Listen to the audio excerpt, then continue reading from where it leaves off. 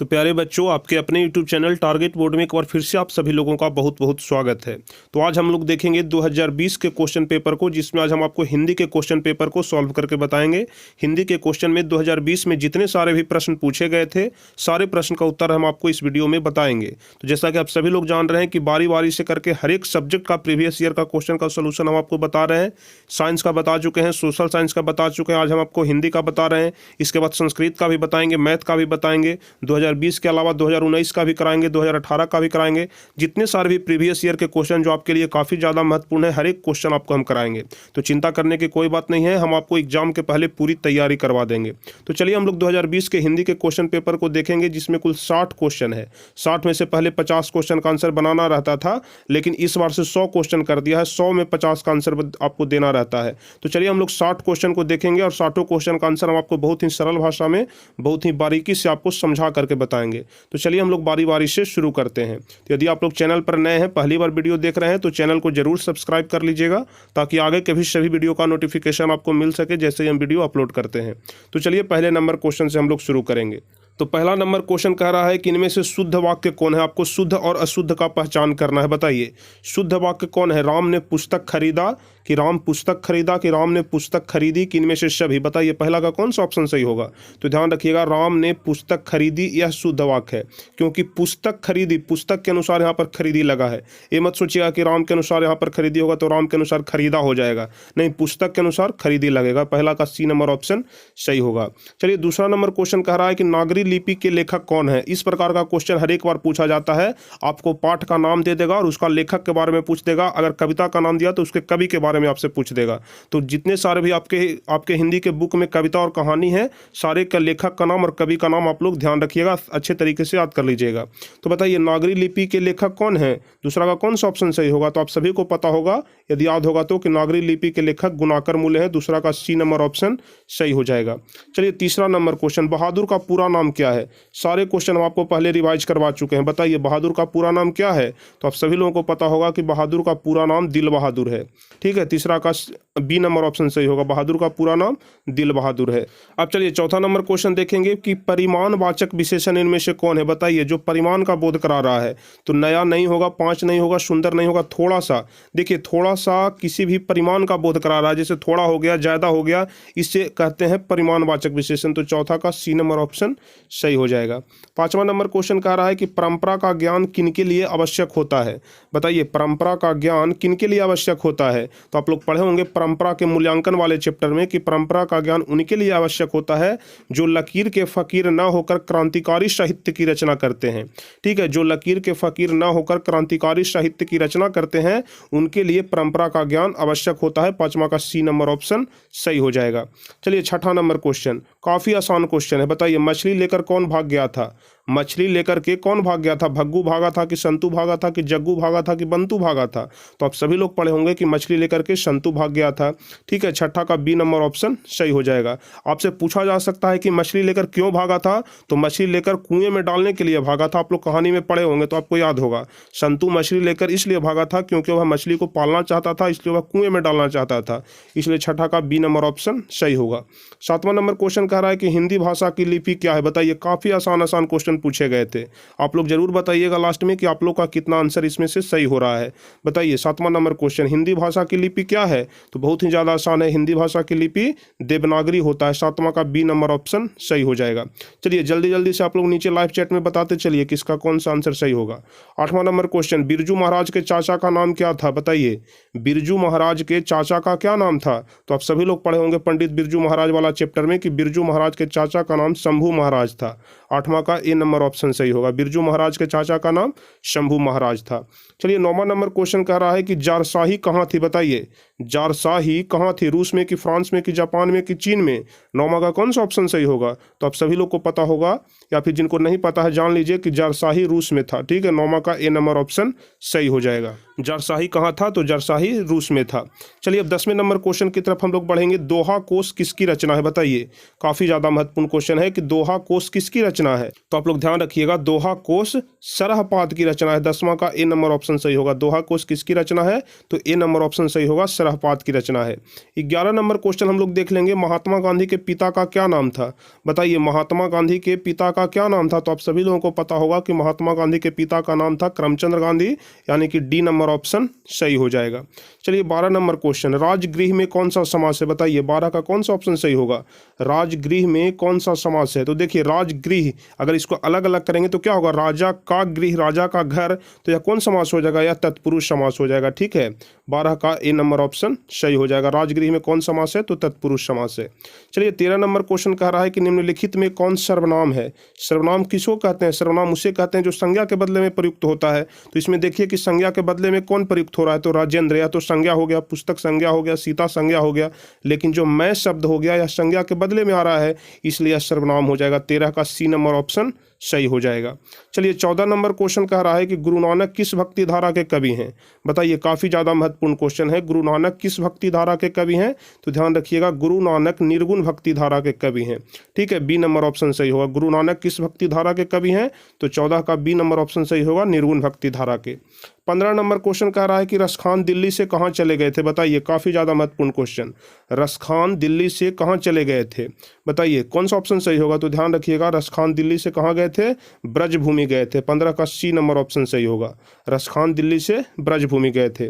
16 number question देखेंगे कि अमृत का पर्यायवाची क्या होता है? बताइए अमृत का पर्यायवाची क्या होता है? तो अमृत का पर्यायवाची क्या होता है? सुधा होता है। ठीक है, 16 का बी नंबर ऑप्शन सही हो जाएगा, अमृत का पर्यायवाची सुधा होता है। अब 17 नंबर क्वेश्चन, मंगू की बड़ी बहन का नाम क्या था? बताइए, काफी ज्यादा महत्वपूर्ण क्वेश्चन है, इस प्रकार के क्वेश्चन ही आपसे पूछे जाएंगे। मंगू की बड़ी बहन का नाम क्या था? तो ध्यान रखिएगा, मंगू की बड़ी बहन का नाम था कम्मू। ठीक है, 17 का ए नंबर ऑप्शन सही होगा, मंगू की बड़ी बहन का नाम था कम्मू। चलिए 18 नंबर क्वेश्चन कह रहा है कि सातकोड़ी होता कथाकार हैं। सातकोड़ी होता पंजाब के कथाकार हैं कि गुजराती के, कि हिंदी के, कि उड़िया के? आपको हम बहुत बार बता चुके हैं, तो ध्यान रखिएगा 18 का सी नंबर ऑप्शन सही हो जाएगा कि सातकोड़ी होता उड़िया के कथाकार हैं। ठीक है, सातकोड़ी होता कहाँ के कथाकार हैं? तो उड़िया के कथाकार हैं। चलिए 19वां नंबर क्वेश्चन, कमर कसना मुहावरे का अर्थ क्या होगा? बताइए कमर कसना मुहावरे का अर्थ क्या होगा? कमर को बांधना, कि बहुत परिश्रम करना, कि खड़ा होना, कि तैयार होना? तो आप लोग ध्यान रखिएगा, कमर कसना मुहावरे का अर्थ होता है तैयार होना। ठीक है, कमर कसना मुहावरे का अर्थ होता है तैयार होना, बी नंबर ऑप्शन इसका सही हो जाएगा। चलिए 20वां नंबर क्वेश्चन देखेंगे, दक्षिण अफ्रीका से गांधी जी भारत कब लौटे? काफी ज्यादा महत्वपूर्ण क्वेश्चन है, बताइए 20 का कौन सा ऑप्शन सही होगा? दक्षिण अफ्रीका से गांधी जी भारत कब लौटे थे? तो 1915 ईस्वी में लौटे थे, यानी कि बी नंबर ऑप्शन सही होगा। दक्षिण अफ्रीका से गांधी जी भारत कब लौटे? तो 1915 ईस्वी में। अब 21वां नंबर क्वेश्चन देखेंगे, हिंदुस्तानी नाम सुनी अवे सकूची लजात किस पंक्ति से उद्धृत है? काफी ज्यादा महत्वपूर्ण क्वेश्चन है। हिंदुस्तानी नाम सुनी मतलब हिंदुस्तान का नाम सुन करके अवे सकूची भी लजाता है, बताइए यह किस कविता से लिया गया है? तो ध्यान रखिएगा, यह स्वदेशी कविता से लिया गया है। ठीक है, आप लोग पढ़िएगा स्वदेशी कविता, उसमें यह पंक्ति लिखा हुआ है। चलिए 22वां नंबर क्वेश्चन, रसखान किस विषय में सिद्ध थे? बताइए रसखान किस विषय में सिद्ध थे? सवैया छंद में, कि कवित्त में, कि रीतिमुक्त काव्य धारा में, कि मुक्तक में? तो आप सभी लोग पढ़े होंगे कि रसखान सवैया छंद में क्या थे? सिद्ध थे। 22 का ए नंबर ऑप्शन सही होगा, रसखान किस विषय के सिद्ध थे? तो सवैया छंद में। चलिए 23वां नंबर क्वेश्चन कह रहा है कि अमराई का कुआं कहाँ है? बताइए शहर में है, कि बाजार में है, कि रगम्पा के खेत में है, कि रास्ते में है? बताइए अमराई का कुआं कहाँ है? आप लोग पढ़े होंगे कि अमराई का कुआं कहाँ मिलता है? तो रास्ते में मिलता है। 23 का सी नंबर ऑप्शन सही हो जाएगा। चलिए 24 नंबर क्वेश्चन कह रहा है कि पापाती की उम्र क्या थी? बताइए पापाती की उम्र क्या थी? 24 नंबर क्वेश्चन, तो आप सभी लोग पढ़े होंगे कि 12 साल की थी पापाती। 24 का ए नंबर ऑप्शन सही हो जाएगा। चलिए 25 नंबर क्वेश्चन की तरफ बढ़ेंगे, सीता रुआंसी क्यों हो गई? बताइए रुआंसी मतलब उदास होता है, तो बताइए कि सीता रुआंसी क्यों हो गई? बेटे के दुत्कार से हो गई, कि अपना काला ओढ़ना देख करके हो गई, कि बहुओं की कलह से, कि अपनी गरीबी से? 25 का कौन सा ऑप्शन सही होगा? तो आप लोग कहानी में पढ़े होंगे कि सीता इसलिए रुआंसी हो गई थी क्योंकि वह अपना काला ओढ़ना देख ली थी जो कि उसे पसंद नहीं था। 25 का सी नंबर ऑप्शन सही होगा, सीता रुआंसी क्यों हो गई? अपना काला ओढ़ना देख करके। चलिए 26 नंबर क्वेश्चन कह रहा है कि बहादुर अपने घर से क्यों भागा था? काफी ज्यादा आसान क्वेश्चन है, बताइए, और इंपॉर्टेंट भी है। बहादुर अपने घर से क्यों भागा था? तो आप सभी लोग पढ़े होंगे कि मां की मार के कारण ही बहादुर अपने घर से भाग गया था। 26 का सी नंबर ऑप्शन सही हो जाएगा। 27 नंबर क्वेश्चन कह रहा है कि बिरजू महाराज किस शैली के नर्तक थे, बताइए। बिरजू महाराज किस शैली के नर्तक थे, भारतनाट्यम करते थे कि कथक करते थे कि कुचिपुड़ी करते थे कि मोहिनीअट्टम करते थे, बताइए। 27 का कौन सा ऑप्शन सही होगा? तो आप सभी लोगों को पता होगा कि बिरजू महाराज किस शैली के नर्तक थे, तो कथक के, ठीक है। 27 का डी नंबर ऑप्शन सही हो जाएगा। चलिए अब 28 नंबर क्वेश्चन देख लेंगे। अशोक वाजपेयी का जन्म कब हुआ था? काफी ज्यादा महत्वपूर्ण क्वेश्चन है। आप लोग सारे लेखक के और कवि के जन्म दिवस याद कर लीजिएगा कि कितने ईस्वी में उनका जन्म हुआ था और कितने तारीख को हुआ था। तो यहाँ पर आपसे पूछा जा रहा है कि अशोक वाजपेयी का जन्म कब हुआ था, बताइए। 28 का कौन सा ऑप्शन सही होगा? तो ध्यान रखिएगा, अशोक वाजपेयी का जन्म हुआ था 16 जनवरी 1941 ईस्वी को, ठीक है। 16 जनवरी 1941 ईस्वी को ही अशोक वाजपेयी का जन्म हुआ था। 29 नंबर क्वेश्चन कह रहा है कि विलनब्य क्या है, बताइए। 29 नंबर क्वेश्चन, विलनब्य क्या है? तो अभिनव वाले चैप्टर में पढ़ना है कि विलनब्य क्या है। तो विलनब्य एक छोटा सा गांव है, ठीक है। विलनब्य क्या है? तो एक छोटा सा गांव है। बी नंबर ऑप्शन सही हो जाएगा 29 नंबर क्वेश्चन का। चलिए 30वां नंबर क्वेश्चन, हमारी नींद कविता कहाँ से ली गई है, बताइए। हमारी नींद जो कविता आपके बुक में पढ़ना है वह कहाँ से ली गई है? शायद सबसे लास्ट वाला कविता है हमारी नींद कविता। तो बताइए यह कहाँ से लिया गया है? तो यह लिया गया है दुष्चक्र में सृष्टा से, ठीक है। 30 का सी नंबर ऑप्शन सही होगा।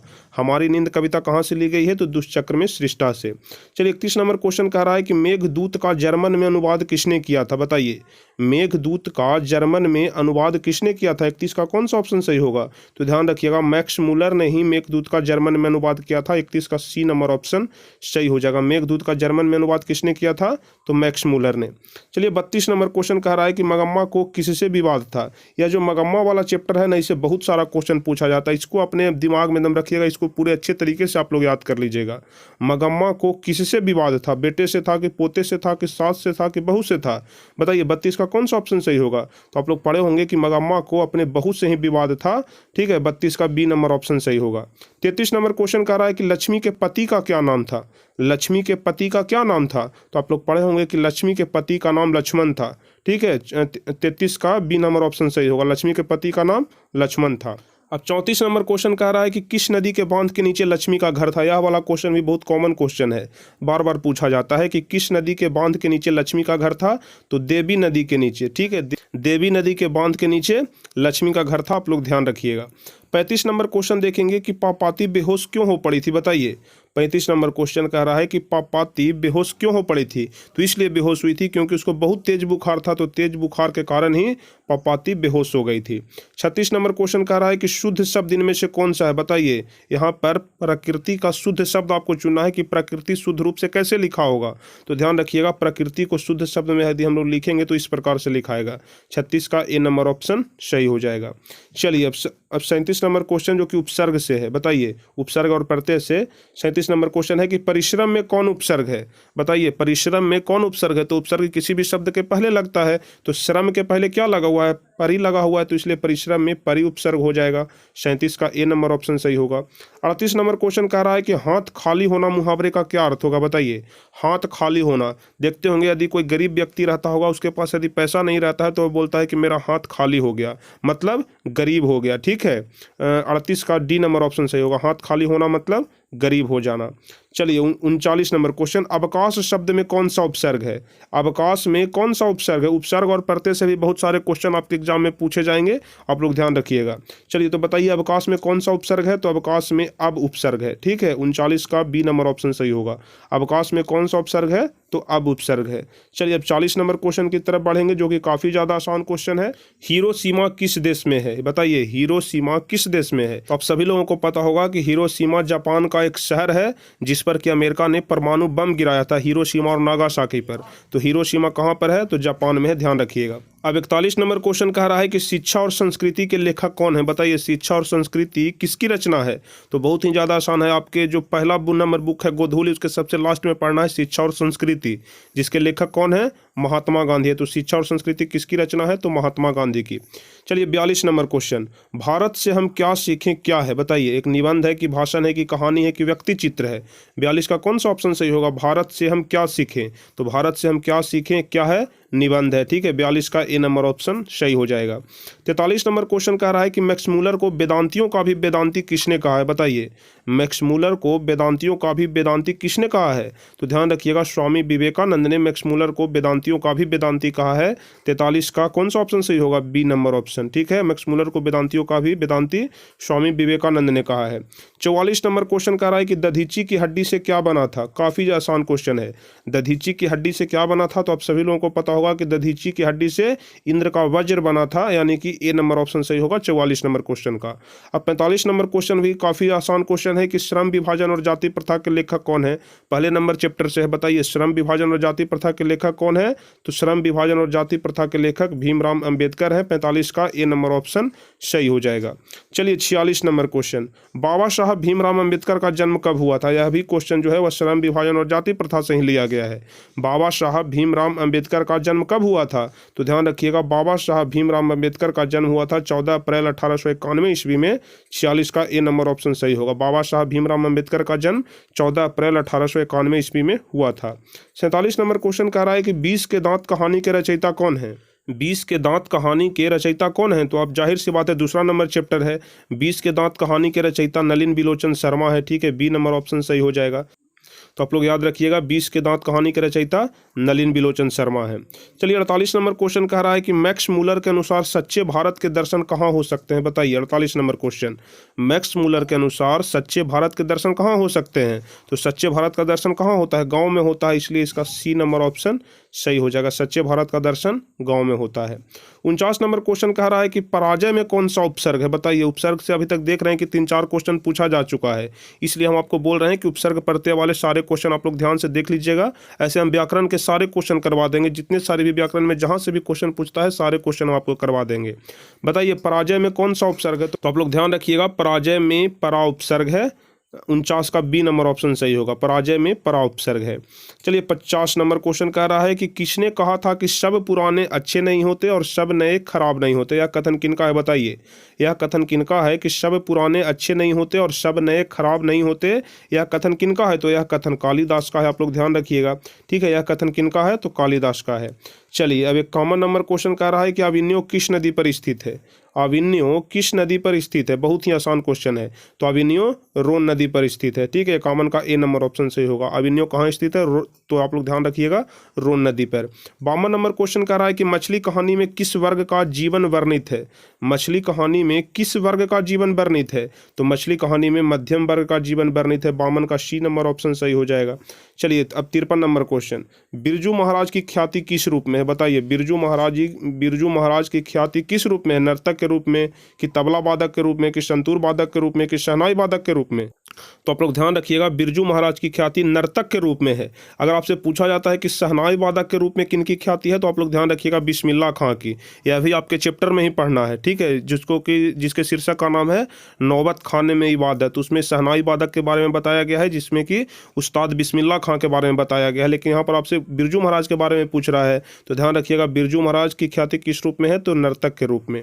अब चलिए 54 नंबर क्वेश्चन, भाववाचक संज्ञा का उदाहरण इनमें से कौन है? बताइए 54 नंबर क्वेश्चन, भाववाचक संज्ञा का उदाहरण कौन है? तो ध्यान रखिएगा, सर्दी भाववाचक संज्ञा है। बाकी जो बहन हो गया, लड़की हो गया, घड़ी हो गया, यह सभी भाववाचक संज्ञा नहीं है, बल्कि सर्दी भाववाचक संज्ञा है। 55 नंबर क्वेश्चन कह रहा है कि आध्यात्मिक शिक्षा से गांधी जी का क्या तात्पर्य है? आध्यात्मिक शिक्षा से गांधी जी का क्या तात्पर्य है? तो आध्यात्मिक शिक्षा से गांधी जी का तात्पर्य है हृदय की शिक्षा। ठीक है, 56 का ए नंबर ऑप्शन सही हो जाएगा। सॉरी, 55 नंबर क्वेश्चन है, 55 का ए नंबर ऑप्शन सही होगा। आध्यात्मिक शिक्षा से गांधी जी का तात्पर्य हृदय की शिक्षा है। अब चलिए 56 नंबर क्वेश्चन, मेरे बिना तुम प्रभु कविता का हिंदी रूपांतरण किसने किया? बताइए, मेरे बिना तुम प्रभु कविता का हिंदी रूपांतरण किसने किया? बहुत ही ज़्यादा महत्वपूर्ण क्वेश्चन है। इसी प्रकार के क्वेश्चन आपके एग्जाम में पूछे जाएंगे, और जो 60 क्वेश्चन अभी हम आपको बता रहे हैं, 60 में से हो सकता है कि 2-4 क्वेश्चन आपके एग्जाम में पूछ दिया जाए, इतना तो कन्फर्म है। बताइए 56 नंबर क्वेश्चन, मेरे बिना तुम प्रभु कविता का हिंदी रूपांतरण किसने किया है? तो ध्यान रखिएगा, मेरे बिना तुम प्रभु कविता का हिंदी रूपांतरण धर्मवीर भारती ने किया है। 56 का डी नंबर ऑप्शन सही हो जाएगा। चलिए 57 नंबर क्वेश्चन, कुंवर नारायण कवि हैं। बताइए, कुंवर नारायण किस चीज़ के कवि हैं? ग्राम संवेदना के, कि नगर संवेदना के, कि ममत्व संवेदना के, कि पितृत्व संवेदना के? बताइए 57 का कौन सा आंसर सही होगा? तो ध्यान रखिएगा, इसका बी नंबर ऑप्शन सही होगा कि कुंवर नारायण नगर संवेदना के कवि हैं। 57 का बी नंबर ऑप्शन सही हो जाएगा। अब 58 नंबर क्वेश्चन की तरफ बढ़ेंगे। सेनापति में कौन समास है? सेनापति, यदि हम लोग इसको अलग अलग करेंगे तो क्या हो जाएगा? सेना का पति, मतलब कि जो सेना का नेतृत्व करता है, तो यह कौन सा हो जाएगा समास? तो यह तत्पुरुष समास हो जाएगा। सेनापति कौन सा समास? तो तत्पुरुष समास, ध्यान रखिएगा।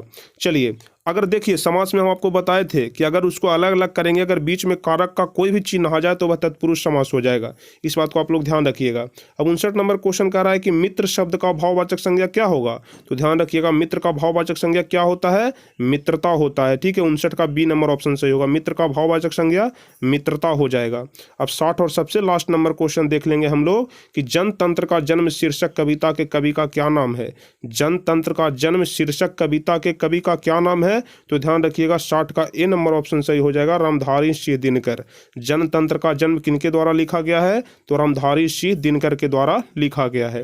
तो चलिए, कुल यही 60 क्वेश्चन था जो कि 2020 के एग्जाम में हिंदी के परीक्षा में पूछा गया था। यही 60 क्वेश्चन है। तो बताइए अब आप लोग, यदि आप लोग 2020 में अगर हिंदी का एग्जाम देते तो आप लोग को कितना आंसर सही होता? 60 में से कितना नंबर आता? आप लोग जरूर नीचे कमेंट में बताइए कि 60 में से कितना क्वेश्चन का आंसर आप लोग सही बताए हैं। तो चलिए, यदि आप लोग को वीडियो अच्छा लगा हो तो वीडियो को अधिक से अधिक लाइक कर दीजिए, अपने दोस्तों के बीच भी इसे शेयर कर दीजिए, और जो भी स्टूडेंट चैनल पर नए हैं, पहली बार वीडियो देख रहे हैं, तो चैनल को जरूर सब्सक्राइब कर लीजिएगा ताकि आगे के भी सभी वीडियो का नोटिफिकेशन आपको मिलते रहे। तो चलिए, फिर मिलेंगे हम आपसे अगले वीडियो में कुछ इसी प्रकार के महत्वपूर्ण वीडियो के साथ, और इसके आगे जो भी सब्जेक्ट बचे हुए हैं प्रीवियस ईयर में, सारे क्वेश्चन हम आपको कंप्लीट कराएंगे। तो फिर मिलेंगे आपसे अगले वीडियो में, तब तक के लिए जय हिंद, धन्यवाद।